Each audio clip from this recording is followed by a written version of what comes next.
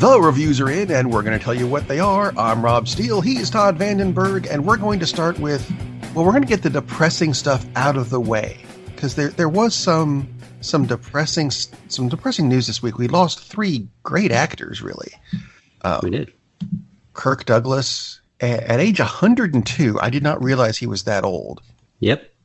Nor did I realize his son was a clone. Kind of seems that way, right? It's just weird. But yeah, he was 102, so it's not like it was unexpected. Right. Robert Conrad died at age 82 of heart failure, which at 82 I kind of get. And I'm going to be horrible the way I phrase this now, because I'm going to add in 91-year-old Orson Bean, who I realize was not as popular an actor as Kirk Douglas or Robert Conrad, but he did not die of 102 or heart failure or cancer or anything. I found this out this morning. He was run over by a car. Yeah. At age 91, which I like I said, I know this is going to sound horrible. I like the way that he went out, in that it's not he had a heart attack. Oh, he had cancer. No, Orson Bean was hit by a car. That's, right. You don't hear that very often anymore. Not in your 90s, no. No, maybe it was a Prius, because it was very running in electric mode. It was quiet. It's quiet. I know I'm making light of this, but I think it's nice to see someone die of something that's not being blatantly murdered or some sort of malady like cancer or something. Well, given Orson Bean's wit, and that's what he was known for, he was first really came to prominence, I think, overall as a panelist on shows like What's My Line and I've Got a Secret, things like that, like in the 50s through 60s. And he was known for having a quick wit, which there aren't many people around anymore that's their calling card, is like, I'm smart and funny. That's why I'm on, TV. So he probably would have appreciated the fact that he went out, unlike, I'm not going to let, cancer get me. He's like, I'm going to get hit by a car. So yeah, he went out in an active way. And I think he probably would have appreciated the, not that he appreciates being dead, I'm sure, but he was 91. So yeah, I agree. I mean, it's like, that's, if you're going to go, and hopefully it was quick, but that beats the heck out of 6 months of painful cancers slowly going away. Yeah. This is Kirk Douglas is, of course, an icon in Hollywood, and I'm sure they'll have a special thing at the Oscars tonight, and hopefully for Robert Conrad. Because Robert Conrad was, to me, he's as big in the realm of television as Kirk Douglas was in films. Favorite show growing up was The Wild Wild West. That's just an iconic role, an iconic TV show. So, and Orson Bean, a lot of people might not remember, but he was the voice of first voice of Bilbo. Yeah. In The Hobbit, the animated version of The Hobbit, which is a pretty cool film that Ralph actually did. So, no, he didn't do the Bass. Oh, sorry, that was Rankin Bass version. Rankin Bass, yeah, which is actually still pretty good. But Orson Bean, he's a big part of the charm of that. If you don't remember the Rankin Bass version, it's the one where the guy singing in the background who sounds like a goat. Yeah, that's the, I think, the one downfall of it is that you have Goat Boy singing in the background. Well, it's Rankin Bass too, but Orson Bean was great in that. So. Oh yeah, and actually, you mentioned the Oscars. Let's Orson, Oscar, they're very close alphabetically. And for those of you going, guys, it's Tuesday. The Oscars were 2 days ago. We record Sunday morning, right? Because we have other things to do during the week, apparently. So yeah, the Oscars have not happened yet for us, and frankly, I've got nothing on the Oscars this week other than the who do you think is going to get Best Picture?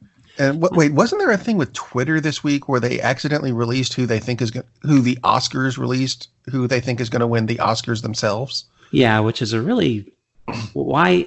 How could that even possibly happen? It's like, why are you putting this in any kind of format where it could accidentally go out on Twitter? I don't think it was accidental at all. I think it was just, let's get some buzz about the Oscars any way we can. It's my understanding that it was supposed to be someone famous or an odds maker or something said, here's who this odds maker thinks is going to win. And they left that part out. Oops. Which is the whole point of putting out in the first place, but Right. I'm not really thrilled with the Oscars because, and I mentioned this before, but the fact that Lupita Nyong'o's wasn't nominated at all when technically she could have been nominated for Best Actress and Best Supporting Actress because she plays two different roles in Us. So that to me is an absolute travesty. I was going to watch Judy, biography of Judy Garland. Renee Zellweger got lots of rave reviews for it. And I watched the trailer and I could not force myself to push the rental button because Zellweger, she has a good voice. She's a good singer, especially for someone who's mainly an actress. But, if you're going to portray one of the best singers of all time, it's like you better have a great voice. She doesn't have a great voice. And it's just so jarring is like, nope. And then now the scenes in the trailer where she's portraying the person, it looks great. When she's singing, it's like, why did you even try this? I understand that maybe you don't want to go with just having her lip sync Garland songs. Great. But there are other actresses out there who would have done a much better job. I remember the movie Little Voice, where the character mimics a lot of different singers. She's much closer to Garland. And it's just like, nope. So for that reason alone, that movie shouldn't have been made, let alone she shouldn't have been nominated. But Lupita Nyong'o not even nominated, that is a freaking travesty. And I've seen two performances now of an actress who is nominated for both Best Actress and Best Supporting Actress. We'll get to one of those movies in a little bit. She's great, but there's no reason in hell that she should have been nominated above Lupita Nyong'o. So Oscars really, really, really pissed me off. So I kind of don't even care what wins tonight. I'll watch it because there's always at least one cool acceptance speech. And by the time you've heard this, you will know which acceptance speech was awesome and wonderful. And you'll know which picture won. I think it's going to be 1917. We'll find out. But that's enough Oscar talk for me. Yeah, Anna Paquin. Yeah. Didn't she win an Oscar once? She did. So that's my segue to the next story. Anna Paquin is not going to be in Captain Marvel 2. That is actually a headline, which I think was really bizarre, that they would phrase it that way. But it does make sense when you find out what they're planning on doing with Captain Marvel 2. Now, a lot of people who know the books know that one of the big things with Carol Danvers, and she wasn't Captain Marvel at the time, she was Miss Marvel, don't care. The bad guy, or at least one of the bad guys in Captain Marvel 2 is going to be Rogue, not played by Anna Paquin. That they announced that this week, and I think that's very cool. And some of you are going, wait, Rob, Rogue is one of the X-Men. Guys, not at first. She wasn't. In the books, Rogue has a lot of extra powers. She can fly. She's really strong. And you kind of go, doesn't that sound like Captain Marvel? That's because Rogue's first appearance in Avengers Annual number 10, if you want to be really picky. Yes, I know this off the top of my head. Geek, maybe, a little bit. The first appearance, you get the book, and you open the book, and the first thing you see is Carol Danvers, Miss Marvel at the time, who has the same powers as her Captain Marvel, being kissed by Rogue, who admittedly I couldn't tell was male or female at first. Don't care. And this was a kiss that lasted several panels, which explains why Rogue's ability to absorb powers and memories became permanent. And that's how Rogue got her powers in the book. They're doing that in this movie. Only I assume that Rogue is going to be a little less androgynous. She joined the X-Men later once she realized that Carol Danvers and whoever Rogue's real name was, it wasn't Marie, became permanently fused and she couldn't tell who she was anymore. Professor Xavier, help me, you're my only hope. I will get to Star Wars in just a moment.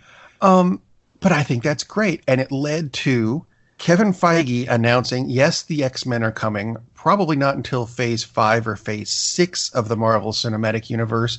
But when he introduces the X-Men, it will be without Magneto because we've used him too many times already. Actually, they haven't. It's 20th Century Fox who used the crap out of him, and people are burnt out on the character. I love that news. I do too. I had not read the thing about Rogue being in Captain Marvel 2, that's an awesome choice. I love that. That's kind of out of left field, except it has a strong basis, so it makes perfect sense. I love the fact they're not going back to Magneto. Great character, absolutely, but what this really means is we won't be getting another damn version of Dark Phoenix for a long time either. Because if they're Yay. smart enough to stay away from Magneto, they're clearly smart enough to stay away from the damn Dark Phoenix story. So great. Will they come eventually? Will we see Magneto? Yeah, probably like in phase. What will it be? 8 or whatever. Yeah. Of course, we'll see fine. Magneto. Yeah, exactly. That's absolutely fine. Not really news that you will see the X-Men is like, duh. You bought Fox. Of course, we'll see the X-Men. But I really like the fact that, okay, we're going to get bits and pieces of characters who maybe later became X-Men. I mean, that's coming up pretty quickly. So that's awesome news. Excellent. And it all comes from 20th Century Fox screwing it up. So no Magneto. But 20th Century Studios had some news this week in that they're reducing their schedule. They used to produce 7 to 8 movies a year, plus their TV show or shows. Like they just had one. They had a whole channel. Now they are being reduced now that they're bought by Disney, they're being reduced to just 4 movies a year once we get these 8 Avatar sequels out of the way. Which has caused several people at Marvel. No, that's wrong. At 20th Century, not Fox Studios, to quit, which they've got nothing else to do. I get that. Might as well quit because they probably would have been downsized anyway. I mean, they already had gone through some downsizing. So yep. That's not exactly, I mean, it's interesting, but it's not, unless you work there, it's not exactly bad news. Hopefully this will also help them not rebrand, but basically make sure it's identified as, okay, this is what 20th century films look like. This is the kind of film we do. I think that's really smart. Yeah. So no more Star Wars films with the 20th century logo on them. I told you I was going to get to Star Wars. That's as close to a segue as we're going to get. Now, longtime listeners know my favorite Star Wars character is Wedge Antilles. And yes. I'm going to throw a little personal news in this week because I collect Wedge's action figures. And they came out with a new one this week that I astoundingly found at my Walmart. I didn't have to order it from somewhere. I said, holy crap, it's at my Walmart. And I, of course, put it in the cart and it's over there. But that's when it occurred to me that something is missing from Rise of the Skywalker is action figures, because there aren't any, really, compared to the other ones. I mean, that's how Star Wars made a ton of money, is they're responsible for action figures as we know it today. I mean, before Star Wars, you had the one G.I. Joe figure who was the size of a Ken doll, and that doesn't count, really. You get the 4-inch action figures of, Luke Skywalker and Darth Vader. Mm-hmm. And that was a thing for Star Wars because absolutely everybody eventually got their own action figure. I mean, down to the point of, and I'm going to go back to the Phantom Menace, and this is one that really annoyed the crap out of me. There's a sandstorm coming, Annie. You better get inside. Well, thanks, old lady. We'll make sure to get you a mass market action figure before we make one of Wedge. Wedge being one of the heroes of episodes 4, 5, and 6, damn it. But no, we'll make one of the old lady. That's fine. But it occurred to me, Wedge did have his 3-second cameo in Rise of the Skywalker. Maybe there's an action figure from the movie. And I looked it up. Do you know how many Rise of the Skywalker action figures there are? I'm going to guess 5. Well, actually, that's not all that far off. There are a total of 29 Rise of the Skywalker figures. It was actually very far off. But no. That's not a lot considering how many there normally would have been, right? There's 150 of Star Wars Episode 1, by which I mean A New Hope by itself. Thing is, there's not really 29 action figures because 8 of them are variations of the Red Stormtrooper. There are 2 Kylo Rens, 3 Reys, 3 D.O.s. If you don't remember D.O. was apparently the name of the hairdryer on a wheel. Yeah. He's got, how the hell do you have 3 of that? It's a hairdryer with a wheel. I don't know how you can make variations of it, but they did 3 of them. But that's really about it. There is, of course, not a Wedge figure, but it really surprised the crap out of me that there is not a figure for Chewbacca or Lando or Luke or Leia or Yoda or R2-D2, C-3PO, yes, not R2, or Finn or BB-8. That's really strange. Very They, strange choices. they do not have figures, which just confused the crap out of me. I don't understand their logic behind that. It's like they forgot that's where a lot of their income came from. And I've never seen a breakdown, but I would be willing to bet that like at least a quarter of the revenue that Star Wars has generated came from those toys. I think it's probably more. I mean, Yeah, I wouldn't be they surprised. were huge, but Weird choices. I mean, I think so. But so you get three action figures of the hairdryer on wheel, and not even one of Finn no, or Lando. I mean, some of the others I can kind of see. Not really, but I can kind of see. But well, I think one of the Kylo Rens was with and without helmet. yeah, of course, Okay, because fine. that's what you're going to do. But nothing of Lando? No, Character comes back after decades, and you don't have one of them. Is like very I weird don't get choice. Very weird choice. action figures are not just for kids. Like I just said, I bought one this week. Thank you. Yeah, Anyway, not that the is- point. Let's get on to some movie reviews. odd choices. And I'm going to kick off this week. No, it's not a musical. It has nothing to do with music at all whatsoever. It does kind of tie in with action figures in that I'm going to review a kids movie. I'll throw a twist at you. Like I said, Lovely. not a musical. It's almost a silent movie because there is no dialogue in So this. lovely. I mean, there's music in the background. Every so often there's a song where someone sings something kind of crappily. But it's a movie that I watched just based on the title. It's called Farmageddon. It's a Shaun the Sheep movie. Oh God. And this came out at the end of last year. And some of you are going, Shaun the Sheep, isn't that the claymation thing? Yes, it is. That's the other reason I watched it, because it looked cute. I wanted to know if kids would be interested in watching this. And you know what? I think there's enough in it that parents will get something out of it too. Short form of the plot. If you don't know Shaun the Sheep, Shaun is apparently a female sheep. I did not know this. I did not care about this either. It's a claymation sheep who is very mischievous and gets all the other sheep in trouble. And there's a dog that I'm sure has a name. But like I said, no one talks in this, so I don't know what the dog's name is. Who tries to, it's a sheepdog, tries to keep the sheep in line through the whole movie. Puts up signs, thou shalt not use this cannon to shoot other sheep out of, and you shall not use this as a skateboard ramp and all this stuff. No joyriding in the crop. What are the big scythe things in the front that does crops? What are those called? Threshers. Thank you. I knew there was. It kind of went with Thrasher with the skateboard thing. No joyriding in the Thresher. All this kind of stuff. Except in this movie, a spaceship has crashed, and the small alien befriends Shaun and tries to get home. This is all completely oblivious of, or ignored by the oblivious owner of the farm, except that he tries to knows that because of there was a UFO spotted and there might be an alien running around, I can afford a new thresher since the sheep seems to have crashed my other one, and build a UFO amusement park so I can buy this new thresher that I found in Top Farm magazine. Yes, it's built up like Top Gear. That's one of the many jokes that you're going to get, that adults are going to get, that kids are going to go, I don't quite understand why mom and dad are laughing at this. Nor will they understand all the Doctor Who references, I suspect, because it's not new Doctor Who. It's old school Doctor Who. Like they find the crashed UFO. The alien is looking through it for a part, picks up the old sonic screwdriver. It makes the sonic screwdriver noise. It goes, I don't need this, and throws it over its shoulder. It's just a little bit that makes you go, I know that. That was funny.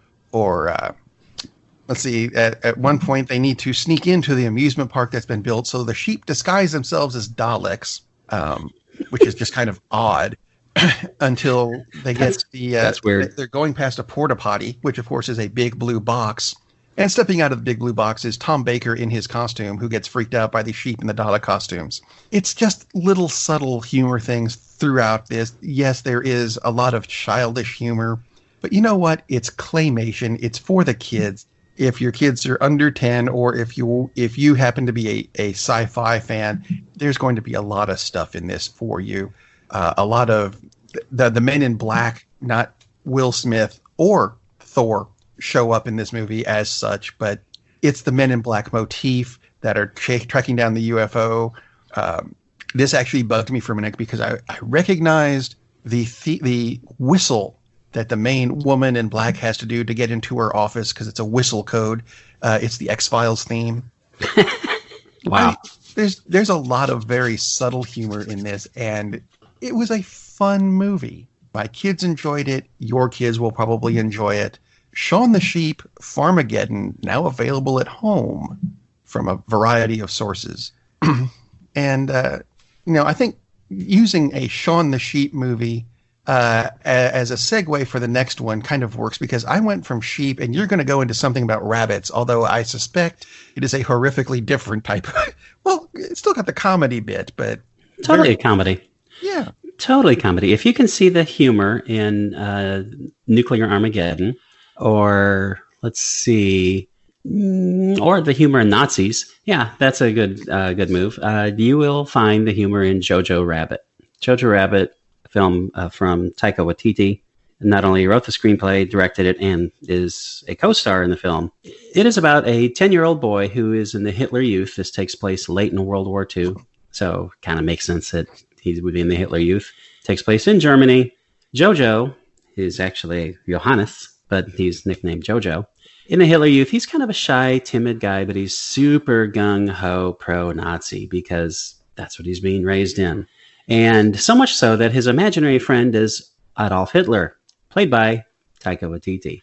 And Waititi does a brilliant job of lampooning Hitler. And he has a few moments where he is the strident, basically the inherent evil of the character comes out, but only a couple times. Most of the times he's just kind of this idiotic buffoon, which is the big part of the point of the movie. And the boy, again, he's like super pro-Nazi. He's crazy. They call him Jojo Rabbit because he's so timid, and they compare him to a rabbit because he wouldn't kill a rabbit in the training portion. He has an accent. He's kind of blown up, but not really, just enough so that they can make jokes about his disfigurement, which isn't very terrible, but that's what they tell him all the time, just to make him feel bad. He lives at home with Mama. Mama is a wonderful person. She's a terrific mother. She's also hiding a Jew in the attic, unbeknownst to Jojo, until later on, Jojo finds this out. Jojo, being a wonderful young Nazi, is not happy about this situation. So we have this battle of wills between Jojo and the Juden hiding in the attic, and it's extremely funny. So this is like a weird, funny take on Anne Frank, if you can imagine that.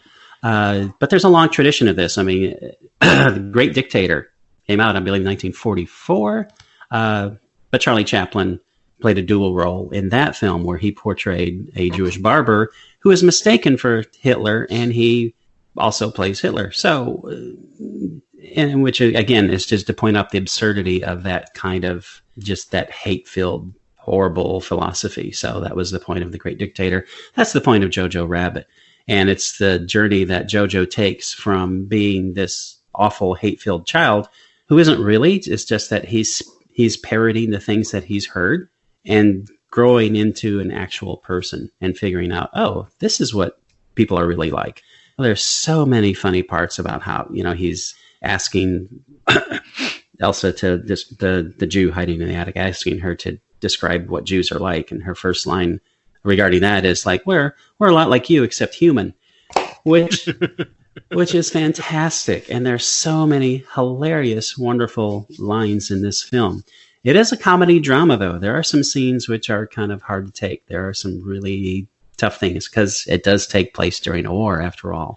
So it goes in some pretty dark places, and it kind of has to tell the story, to make the point. But quite a while ago, I talked about Motherless Brooklyn, and Edward Norton wrote the screenplay, or co-wrote the screenplay, directed the film, and starred in the film.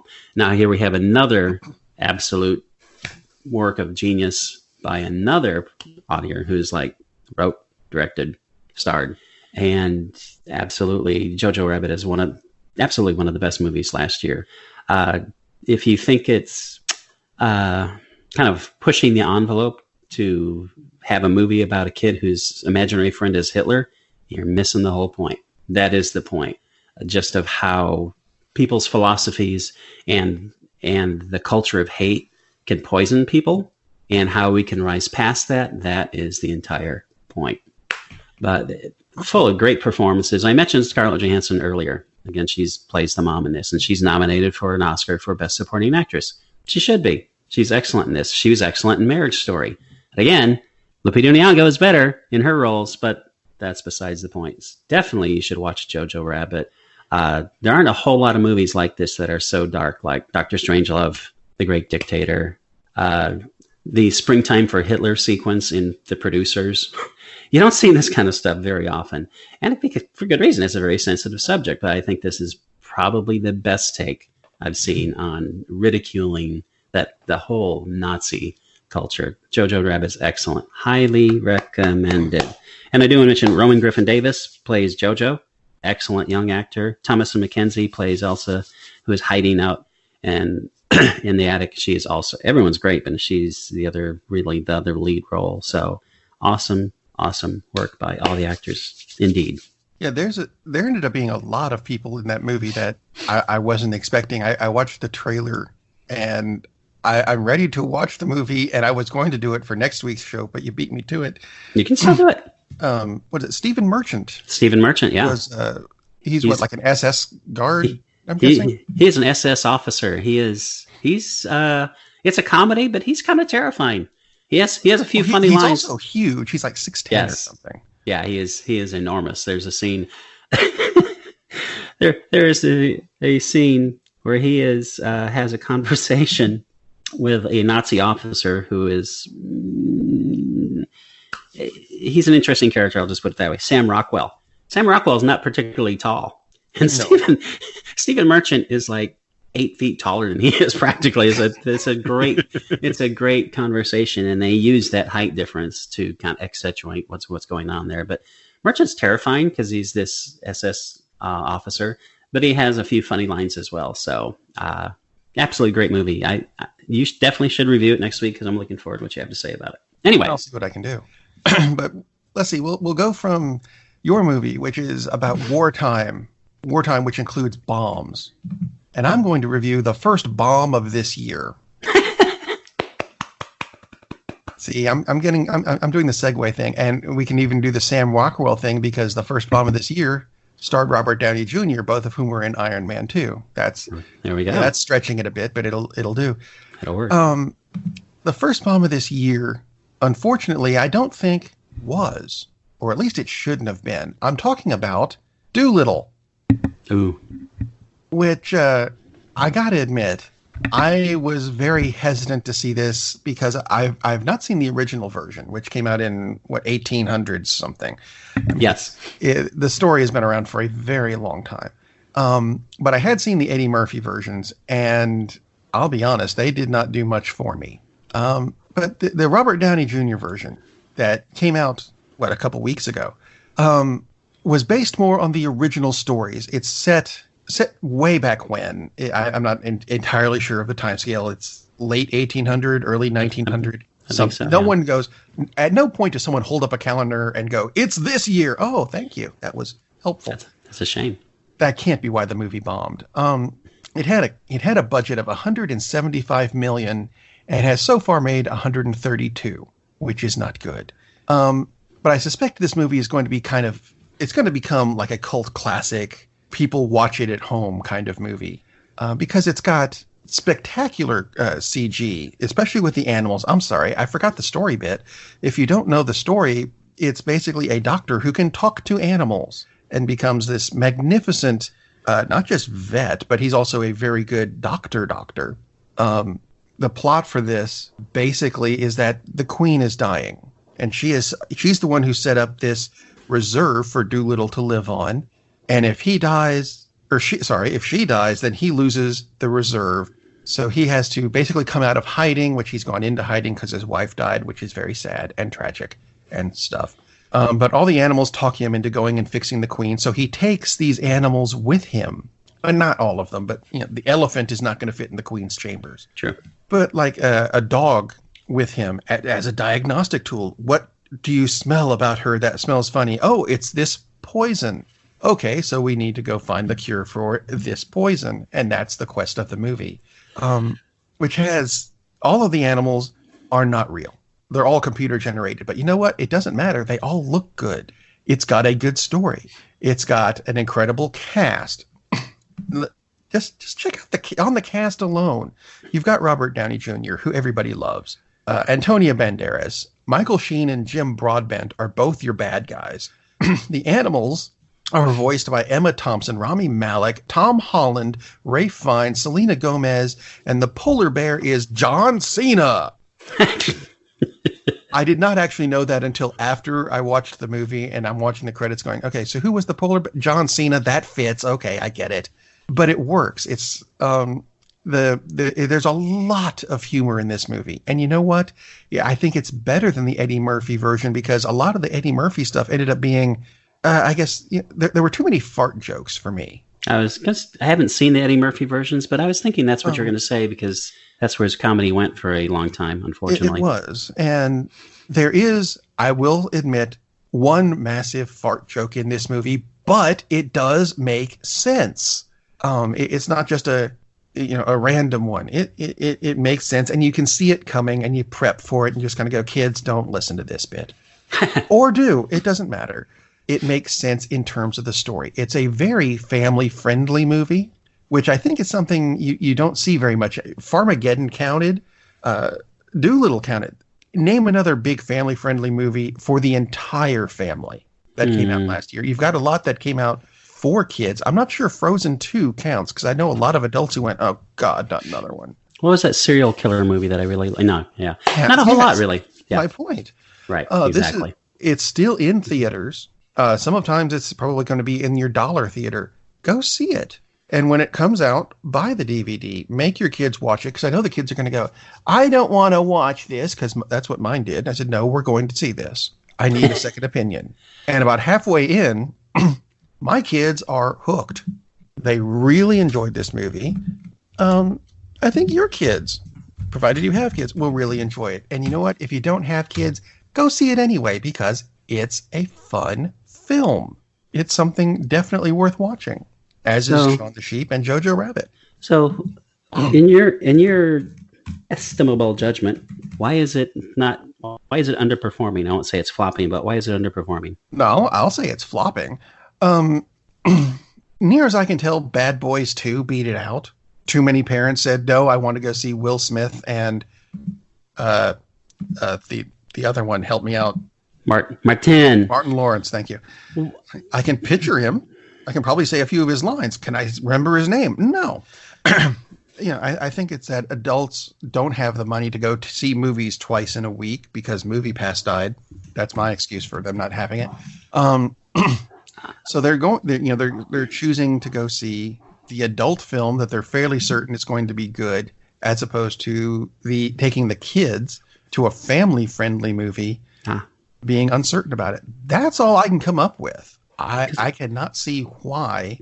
Now, on the face of it, I was going to say, if they're taking their kids to go see Bad Boys, they're making some bad choices. Well, yeah, they leave the kids at home. But parents do that kind of stuff. Some parents do that kind of stuff, unfortunately. Deadpool isn't a kid's movie, but it's based on a comic book. No. Yeah. Oh. Horrifying.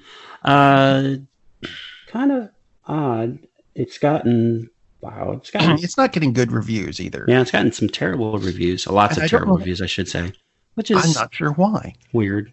Yeah. It looks good to me. Granted, I just watched it the once. I'm looking forward to, you shouldn't have to watch a film more than once to figure out if it's good or bad. And I'm sure, I'm curious. I'm going to trust your judgment more than most of the critics because I know you and I don't know most of these critics. So there you go.